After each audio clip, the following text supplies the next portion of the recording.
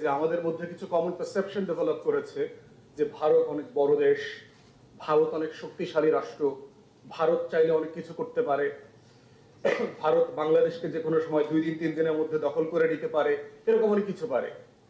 কিন্তু ভারত যে আসলে কি কি পারে না, তার দুর্বল জায়গাগুলো কোথায়, সেটা তার অস্তিত্বের লড়াই করছে।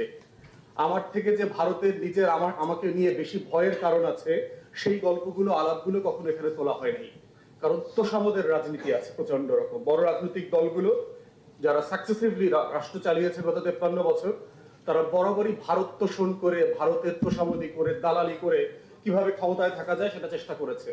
এবং সেটা শুধু রাষ্ট্রের, শুধু সরকার অংশ না, আমলারা, সামরিক বেসামরিক সবাই পোস্টিং এর জন্য দিল্লিতে যায়, তারা হাই কমিশনারের কাছে লবি করে। এই ধরনের দালাল আমলা শ্রেণী তৈরি হয়েছে বাংলাদেশ রাষ্ট্রে, যেটা একটা স্বাধীন রাষ্ট্রকে রাষ্ট্র বানানোর জন্য লড়াইয়ের প্রতিবন্ধকতা।